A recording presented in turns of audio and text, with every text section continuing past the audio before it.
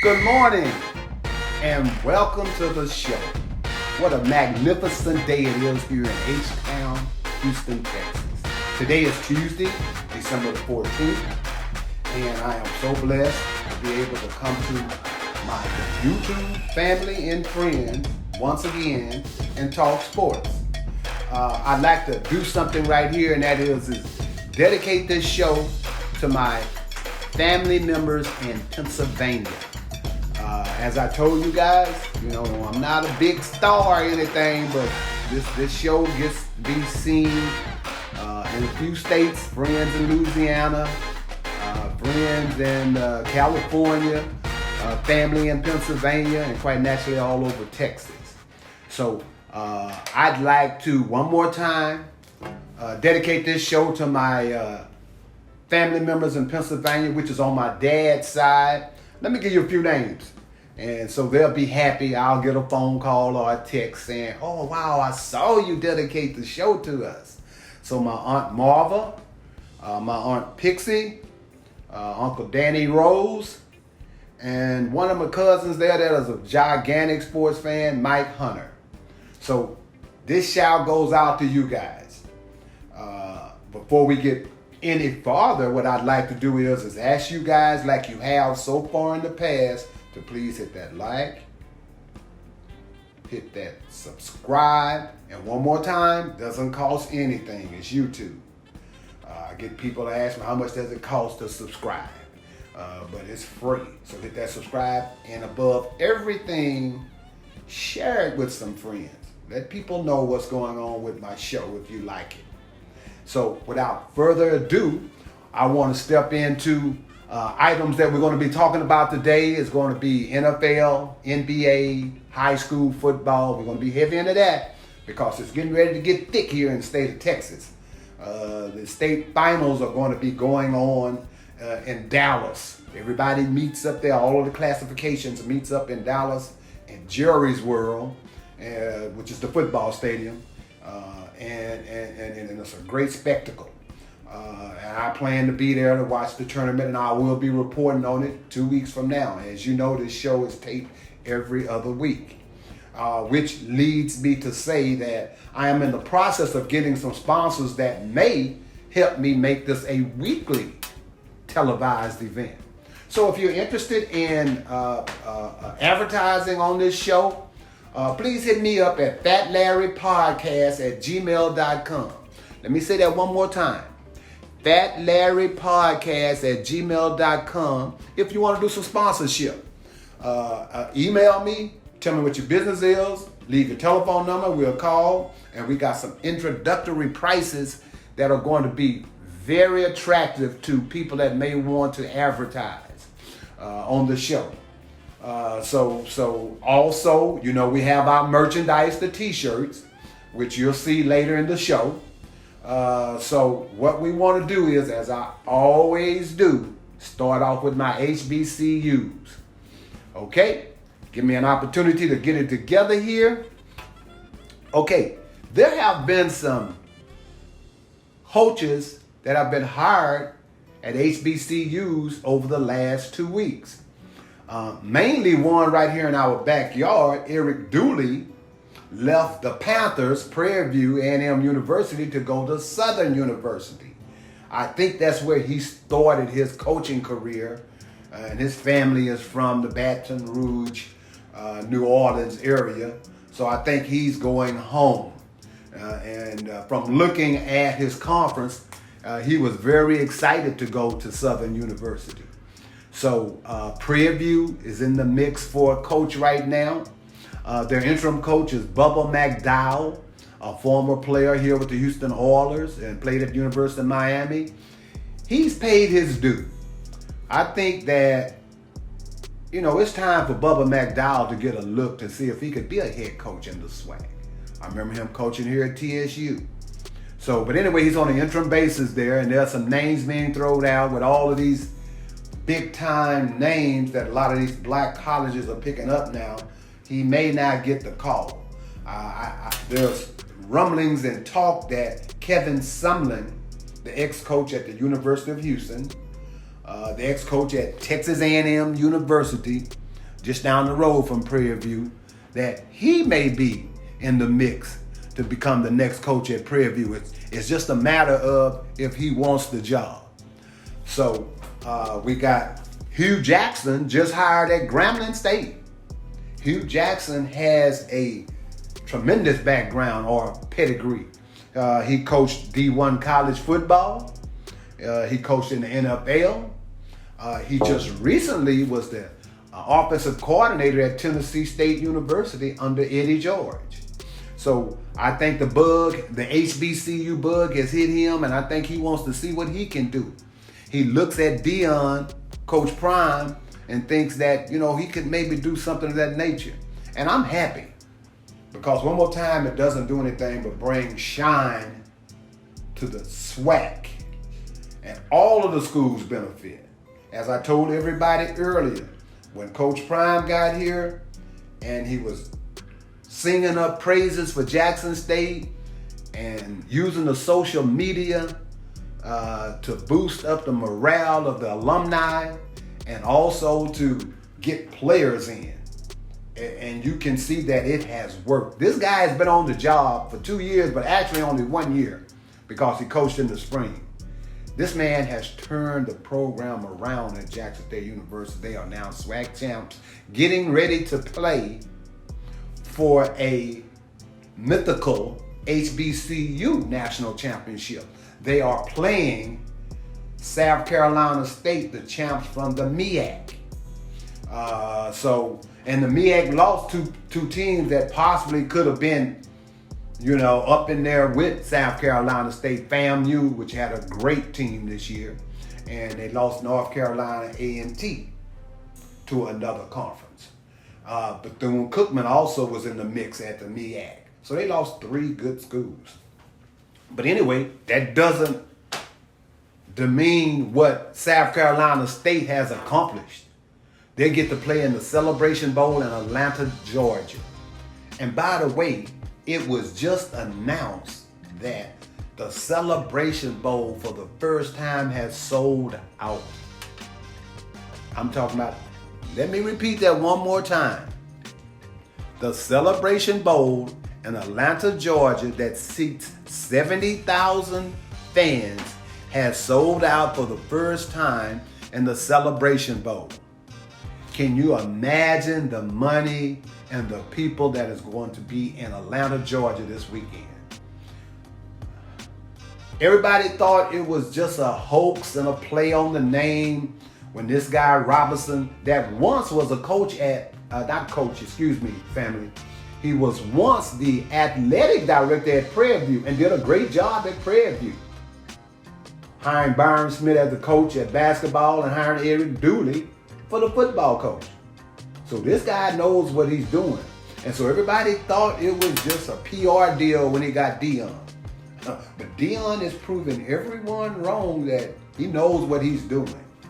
And as you know, I always say, quit hating on Deion if you're in another SWAC school about him getting all of the publicity and what have you. Your school, my school, needs to jump on the bandwagon. The social media is the way to go now with these kids. They were rated, Jackson State University, the #1 D2 school in social media, which means that there are plenty of people that knew nothing about Jackson State that now do. And you watch how the enrollment will go up.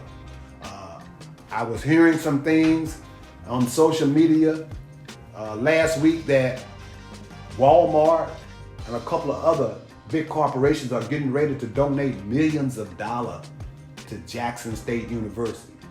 What this will allow Jackson State University to do is they're getting ready to get a new practice field. They're getting ready to get a new locker room. So the impact of Prime at Jackson State is just beginning. Not to mention at the SWAC Conference Championship game, over 60,000 people. So all of the other SWAC schools need to jump on the bandwagon. It's time for us to take advantage of this transfer portal thing.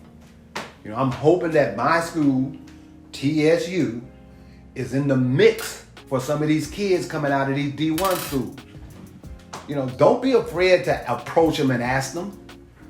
You know, Dion wasn't. And look what happened. He now has, I think one of the guys, the guy that is the defensive player of the year came from the University of Florida. And he is going to get drafted, trust me. They're going to say about, hey, he hadn't played anybody and the SWAC competition is lower. They said the same thing about Michael Strahan. But Michael Strahan is now in the Hall of Fame of the NFL. He is a SWAC all-time Hall of Fame player. So don't misinterpret the use of the social media as Dion is doing. People are saying, you know, he's on the media all the time, he's doing this and that. The kids love him for it. Okay? So that is wonderful news that the Celebration Bowl is sold out. And trust me, Hugh Jackson, the new Grambling State coach, he sees what's happening. He sees the opportunity to seize him a spot in the SWAC and prove himself as a coach. Then we have Eddie Robertson, which I announced the last show, has become the head coach at Alabama State. I expect him to do great things at Alabama State. If nothing else, get the alumni back together. See, it all starts there. Now, you have to win, which Dion has done, and you also have to have some players. And one more time, to all of my SWAC brethren, if you know your coaches, ask them about what are we doing in the transfer portal. I mean, don't be afraid to approach these kids. You never know what will happen. Dion has them from the SEC, the AAC, the AAC, the Pacific, Pac-12. Dion has them coming from everywhere. So then you have Eric Dooley, as I said earlier in the show, that is going to Southern University, left PV, which leaves an opening for Prairie View. They need to get a coach. And the talk has been about Kevin Sumlin. What we're going to do now is talk about the fact that the SWAC is picked to win the Celebration Bowl over South Carolina State, but I was reading something from the South Carolina State football coach that they come into play. So I don't expect it to be because, one more time, the MEAC has won the last two Celebration Bowls. So, you know, the MEAC is not afraid of the SWAC. So I look for a pretty good game Saturday from them. Going into basketball in the SWAC, I want to talk about my alma mater again, Texas Southern. Beat Florida University, the Florida Gators in Florida, which had never lost a game to a SWAC opponent. Actually, the SEC conference has never, any of the teams have never lost a conference game to any of the SWAC schools. Since they've been playing, they were 51-0 against SWAC schools. But Texas Southern had a monumental win last week against Florida. And it bodes well for not just Texas Southern, but for the other SWAC schools, letting them know it can be done.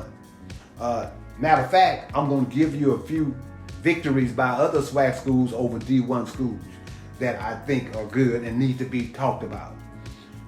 You got, let me see here, Southern University. Southern University beat someone. Let me see here, get my fact sheet here. Southern University beat Tulane, which is a D1 school. You had Jackson State University beat Illinois State, which is a D1 school. So we have some teams. It's going to be a pretty good conference race in the SWAC. Now, what I did here is the records right now. Southern University is 5-6. Grambling State is 3-7. FAMU is 2-6. JSU is 2-7. Alabama A&M 1-6. Alcorn State 1-7. TSU 1-7. Bethune-Cookman 1-8. Bethune-Cookman has Reggie Theus a former NBA player and a D1 college coach at Bethune-Cookman. So don't sleep on Bethune-Cookman. Alabama State is 1-9. UAPB is 1-10. Mississippi Valley is 0-8. And Prairie View is 0-9. Now, there are a lot of 1-8s, 0-9, 1-8, 6, 7. Hey, these schools have to go out on the road. And when I say have to, they don't have to. But it's all about the money. And so they have to get paid. You know, I have no problem with it because I understand. People be sometimes talking about, hey, when is Grambling gonna win a game? When is Southern gonna win a game? When is Texas Southern gonna win a game? That's okay. They're showing up to every one of these games, and a lot of them, I know for TSU, have been close games to right at the end. And that's what the D1 schools have over the SWAC schools, and that's the depth. So as they're substituting in the second half, TSU is substituting, but the level of play drops off on SWAC schools that don't drop off on the D1 schools against us. But so you have to understand what the schools are trying to do, and that's get ready for the SWAC and the other conferences that they participate in. So I understand. So here's my preseason choices for the SWAC. And if I make you mad on where your school is, hit me up on my Facebook, Sports Talk with Fat Larry. Hit me up. Give me some comments. As I've told you since the beginning, you know, I can deal with constructive criticism. It only makes me better.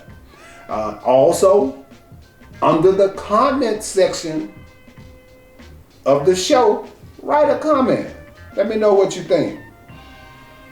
Also, one last time, hit me up on fatlarrypodcast@gmail.com with any questions or anything such as purchasing t-shirts or wanting to become an advertiser on the show. We have tremendous introductory prices for everyone. Take a break right here. Hit that subscribe button, that share button, and that like button. And hit that bell for me.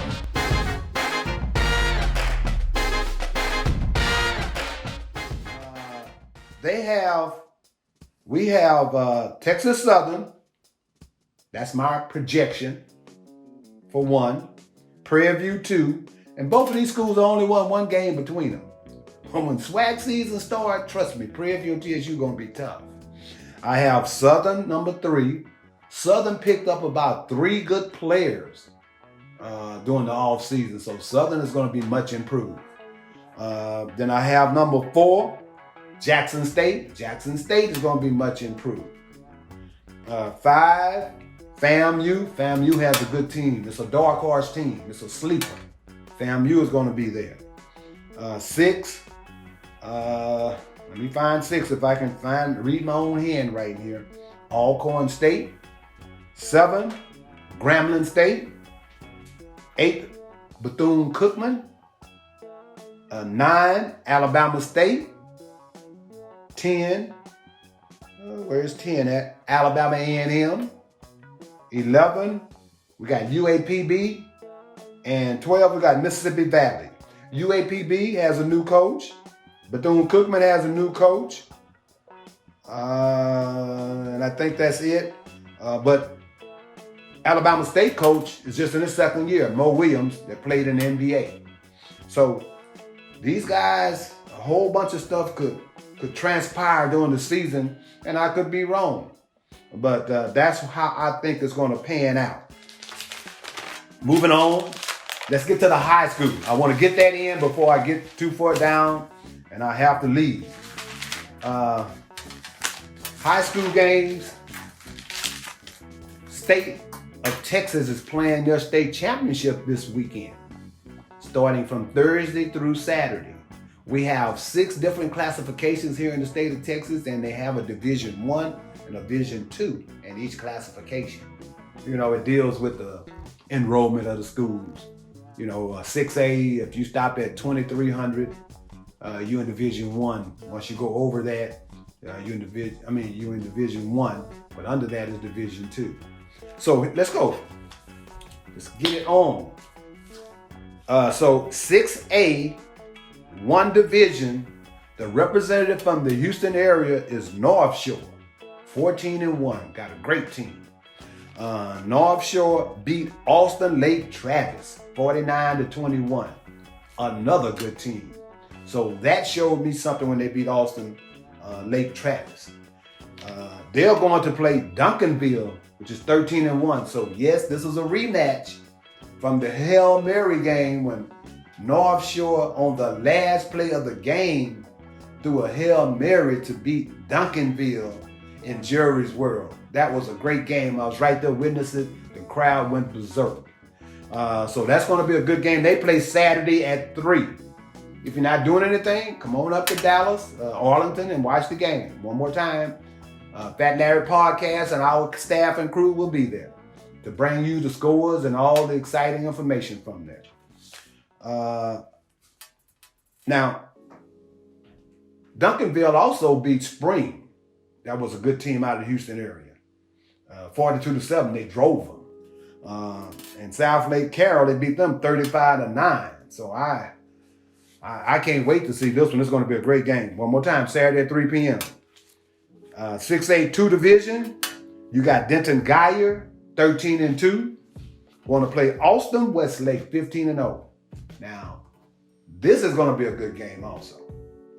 Austin Westlake is like ranked the number 3 high school football team in the nation. So they steamrolling people.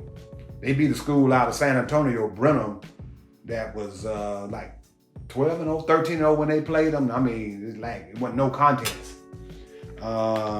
And also they just did the same thing to another Houston area school, Katy, that has a tremendous reputation. But what has happened to Katy, when Katy was in Division 2 and 6A, they were ruling. Austin Westlake has fallen down to Division 2 and 6A, so they got to deal with them. And they could not at all. It was 45-14. I have a friend, the game was played in Waco, that told me that the game was over with by halftime. So that tells me a whole bunch about Austin Westlake. But don't play Denton Geyer short. Denton Geyer is 13-2. They beat Tomball, another Houston area team, 59-14. And Tomball had a good squad. I mean, they blew Tomball out. So I expect Denton Geyer, if they can be in the game by halftime, maybe the middle of the third quarter, I expect them to be in the mix against Austin Westlake. But if they're not in the game when third quarter rolls around, I look for Austin Westlake to steamroll them. Austin Westlake is trying to repeat as state champions. Okay, then you got Division 5A, Division 1. We have an area school here, Katy Pato. I think it's been in existence like 3 years, no more than 4. They're playing for the state championship already against College Station. Pato is 14-1. College Station High School, which is where Texas A&M is located, is 15-0. This should be a great game. College Station beat Mansfield Summit 28-21. That was a good game. And Katy Pato blew out Flower Bluff 73-14. Katy Pato has a running attack that we went to go see them play Summer Creek, area school here, and everybody in the stands was sitting around us was like, gosh, all they doing is turn around, handing the ball off to this running back, but they could not stop it. This guy ran for like almost 300 yards. So I look for this to be a good game, Katy Pato against College Station. Division 2, 5A. This is a game I want to see also. Dallas South Oak Cliff, 14-1. They're playing Liberty Hill, that is 13-2. South Oak Cliff beat Aledo. Aledo is a parental participant in the state championship. So when they beat Aledo, that told me a lot. But that wasn't just there. They also beat Lovejoy, that has a good team. They beat Frisco, that has a good team. So I think their only loss is to Duncanville, which is a 6A. So South Oak Cliff is going to be bringing the heat. Liberty Hill is 13-2, and that's at 11 o'clock Saturday. That's a game I'll be right there in the stands watching. Saturday at 11 o'clock. You get 3 games a day. In Division 2, that's Dallas South Oak Cliff, and 1 is Katy Pato. And 4A1, I'm not going to go through all of them. I'm going to stop at 4A. Stephenville, 15-0, beat Wichita Falls Hershey 38-35. Now, Stephenville was ranked number 1 all year. No one heard of Wichita Falls Hershey. Well, we heard of them, but was not picking them to be in the mix. But Stephenville barely got past them. So they're going to play Austin LBJ, the defending 4A champs. Austin LBJ is 15-0. They beat Chapel Hill out of the Tyler area 38-35. So that they had 2 good games in the semifinals for the 4A Division 1.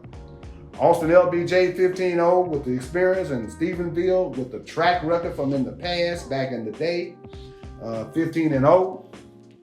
This is going to be a great game Friday at 11 o'clock. Last one, 4A2. My hometown, Waco, China Springs, 15-0 is going to play Gilmer, 14-1. Gilmer is a parental participant in the state championship. China Springs, they're in the playoffs regularly. I don't know how many times, rather than stating something incorrectly, I don't know how many times that they've been in the state, if they've been in at all, but they've been in the playoffs. So it's going to be China Springs, new energy, first time coming into this type of game versus Gilmer that's been there regularly, and they're 14-1. They beat Salina, which is another regular participant in the state championship. And China Springs beat Cuero, which is a participant. So that's going to be a good 4A game. That's going to be Friday at 3 o'clock. I'll get to see that one also. So that's the state high school football rundown. We're going to go through the NBA and the NFL right quick, and we'll be done. We got in the NBA, I'd like to give a shout out to Quentin Grimes. Quentin Grimes scored 27 points in his debut with the New York Knicks. He was a New York Knicks first round draft pick. I think he's something like about 7 threes, set an NBA record for the Knicks rookie. 27 points. Got opportunity to know his dad. His dad was an athlete in college. Pretty good guy. So I'm happy for Quentin. It looks like they're going to finally start putting him in. So in the East, you got the Nets at 19-8. I'm going to give the top 8 because that's the only ones that make the playoffs. Chicago is 17-10. Milwaukee is 18-11. It's going to be a lot tougher for the Bucks to win this year. Actually, I don't have them winning this year. Cleveland, 17-12. Miami, 16-12. You got Philadelphia in the 6th spot. You got Washington, 15-13. And you got Charlotte, 15-14. So that's the East. Those are the top 8 teams. In the West, you got the Warriors, 22-5. You got the Suns, Phoenix, 21-5. Utah, 19-7. Utah is going on a little, I think they said last night, 6-0 win streak. You got Memphis, 17-11. Let me speak on this for a moment. Memphis is 17-11. No one gave Memphis any type of shine this upcoming year, but they're 17-11, and Jay Morant is not even playing. Clippers 16-12, Lakers 15-13, Dallas 14-13, and Denver 14-13. The Rockets, even though they're in the playoffs, I want to give them a shout out because they're looking good right now. Just as everybody was trying to bury Steven Silas as a coach, they're taking off right now without his top 2 backcourt people. You got Eric Gordon that's balling, DJ Augustine, Alperen Sengun, Jason Tate. I love Jason Tate. I think Jason Tate is an underrated player. He's like a glue guy for the Rockets. He does a little bit of everything: score, defend, rebound. He's a good guy. I like Jason Tate. K. Martin Jr., Josh Christopher, and you got Christian Wood, Garrison Matthew. They bought him up from the G League, and all this guy does is hit big threes. And so We're going to go to the football now, NFL. What a great game last night. One more time. This is Tuesday, being taped on Tuesday the 14th. Last night you had the Rams and the Arizona Cardinals play. It went down to like the Arizona was driving to about the 50 and could not get any farther in. They had a couple opportunities where Kyler threw Murray threw a couple interceptions. An interception when they first was going down in the first quarter, when they was going to score, kind of saved the Rams, and the Rams took advantage of it from there. So you got NFL East, you got New England, you got Buffalo, you got Miami and the Jets. You got Baltimore leading the North, Cleveland, Cincinnati, Pittsburgh.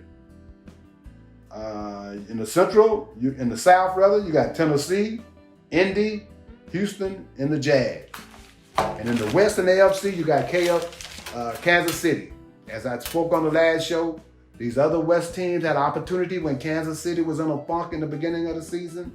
Now they're finding themselves. It's too late. Kansas City is going to win the West. Kansas City is 9-4. The Chargers 85. But with that even being said, that they're going to win the West, there is going to be a hellacious game this weekend. The Chargers and Kansas City are going to play for first place. You got Denver, which is doing a good job, it's third, and Las Vegas 6-7. Cowboys are leading the East, 9-4. Washington 6-7. Philadelphia 6-7, and the Giants 4-9. You got Arizona leading the West, the Rams, San Francisco, and Seattle. You got in the North, Green Bay, Minnesota, Chicago, Detroit. The South, you got Tampa, Atlanta, New Orleans, and Carolina. My picks, Tampa is going to play, I feel, Green Bay for the NFC. And I think Kansas City is going to play New England for the AFC Championship. Take a break right here. Hit that subscribe button, that share button, and that like button. And hit that bell for me.